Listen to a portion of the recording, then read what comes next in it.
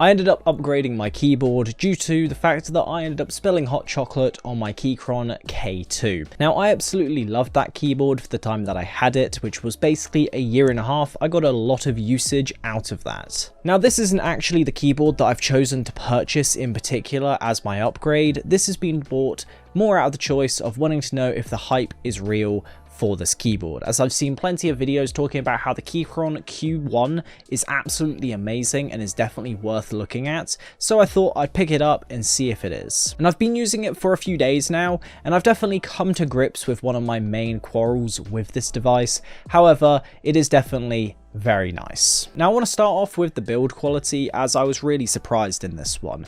I wasn't expecting this device to be made out of aluminium, and this was because I honestly completely forgot about the fact that it was, and I was expecting it to be made out of plastic. So when I picked it up for the first time, I was very surprised about how heavy it was. And if you've watched any of my videos about the new iPhone, you would have known that I prefer a device that is a little bit heavier, because I feel like it makes it feel more premium, even if it is heavier on purpose. I do feel like it just makes it feel a little bit more premium, as if you're getting a better quality product. I wasn't necessarily a fan of the fact that they've made the iPhones lighter. I know some are. However, again, I really like the fact that it was a bit heavier to make it feel more luxurious. And the same goes for this keyboard. I'm definitely very pleasantly surprised. Real quick, I just wanted to talk about minimaldesigns.com, which is my company. If you are interested in checking it out and you want to support the channel, it will be linked down below if you want to pick up a slimline genuine leather wallet. We now ship worldwide for only £5, so it's a lot cheaper.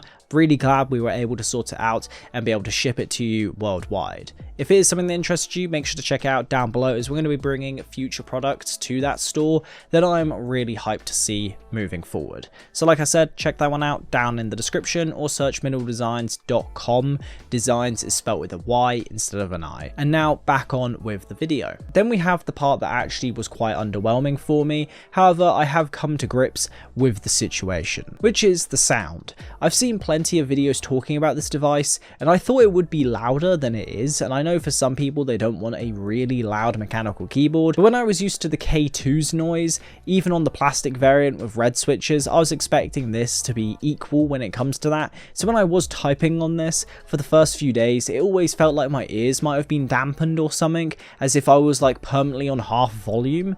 But eventually, like I said, I did come to grips with it. One thing that is definitely noticeable with this is the metal. Obviously, as I mentioned, it's made out of aluminium, so every now and again you can hear that slight tang sound when it is just clicking down on it. It isn't necessarily the case that you hear it all the time. I'd say sometimes, let's say if you're on a rager and you're literally just typing extremely aggressively, then you'll probably end up hearing that sound of metal. However, for the most part, you won't. Here's a little sound test for you if you're interested.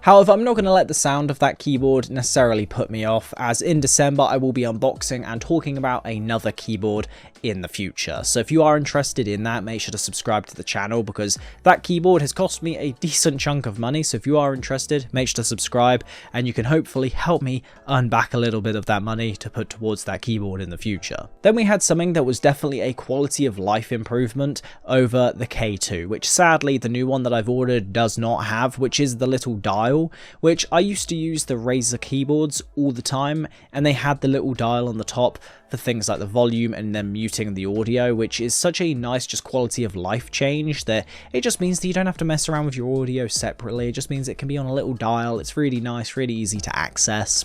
However, obviously, like I said, it's not going to be here for long, so I'm going to definitely be taking advantage of it whilst I have it. It's something that I wish more keyboards had on them, just baked in, but sadly, it's not the case for all of them. Now, the person that this keyboard is definitely meant to be targeting is the productivity lovers out there. This is something that you'll see on most productivity channels. They'll be using this keyboard most likely. That's who it's targeted towards. I'd definitely say the fact that it's a little bit quieter than the K2 makes sense for that. I feel like a lot of people who are like really specific about honing in their productivity are also the same type of people who don't want to have an extremely loud keyboard. They want to have one that they can hear that sounds pleasant, however isn't overly aggressive. Overall, I would definitely say it is worth it if you're someone who wants a premium keyboard at a price that isn't an actual premium price. Yes, £200 is expensive for a keyboard, especially when you have other variants out there that you could buy for like £130, or even the K2 as I mentioned for around £90. However, for £200 you end up getting a great value for money product that will be linked down below if you're interested in checking it out. I'm assuming that the people who watch this already knew about this keyboard. However, if you don't,